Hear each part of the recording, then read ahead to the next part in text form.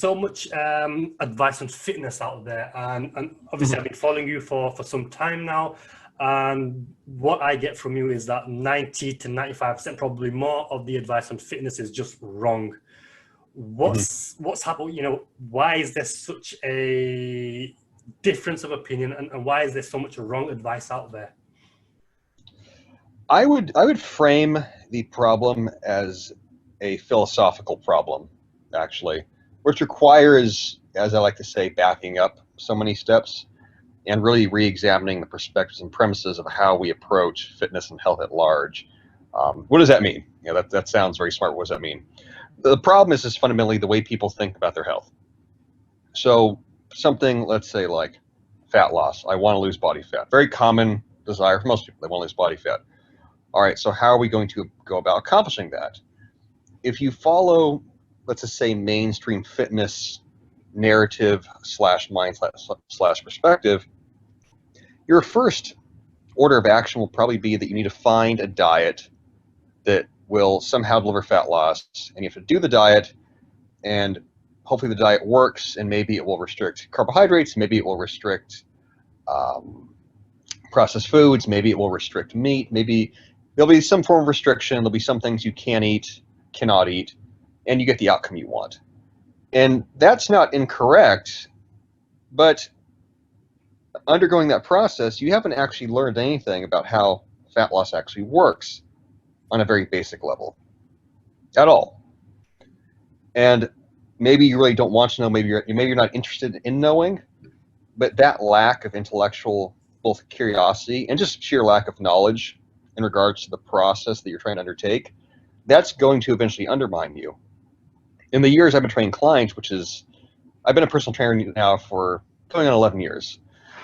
One of the big points I always make when I would first get a new client, so I'm intaking a person, I'm assessing them, and we're doing an interview, is that I want them to learn things from a first principle basis. So when we're talking about, let's say, lifting weights, it's not about the implement, it's not about whether the barbell is superior to the dumbbell, whether the dumbbells are better than machines, or are machines bad, is this good? I'm like, it's not about good or bad, it's about context. Do you know why you're lifting weights in the first place? Well, what do you mean? I'm like, do you realize that you live in a gravity-based environment? Your body needs muscle to move. If I drop my phone right now, I drop anything, it goes straight down towards the ground. So gravity is this omniscient force that shapes our ability to locomote and our bodily motion from the time we're born to the time we die. Do you understand that? Most people they've never thought of that. Like, okay, like, yeah, gravity exists, obviously. All right, so when you're lifting anything, you are challenging yourself with gravity. More gravity or less gravity. Everything comes down to that, again, that basic principle. Oh, wow, that's a very different way of looking at the problem, looking at the process. Same thing for fat loss. Do you understand fundamentally that your body needs food to not die? I'd always make that point. Like, you need food to not die. Yes, I do. Okay. Do you understand that your body itself is made out of what you eat?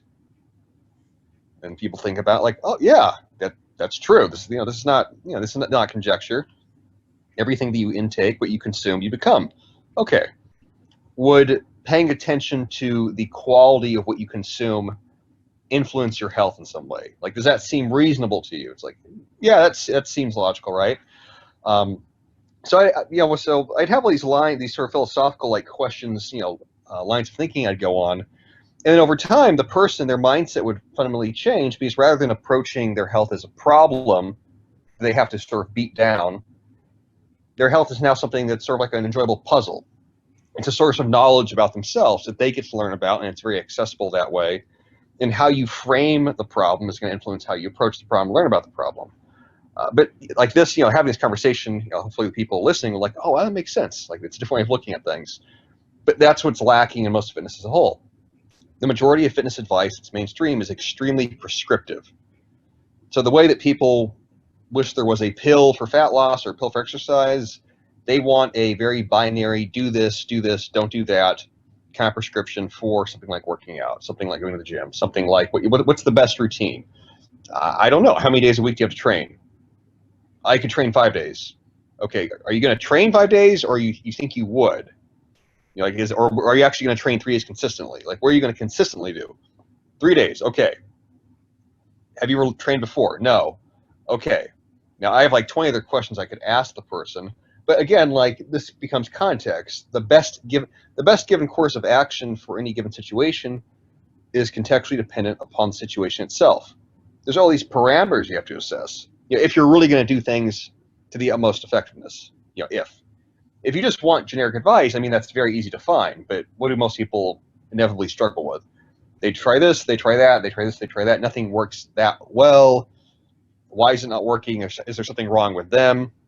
So it's always this very frustrating no man's land position to be in, I think, for most people.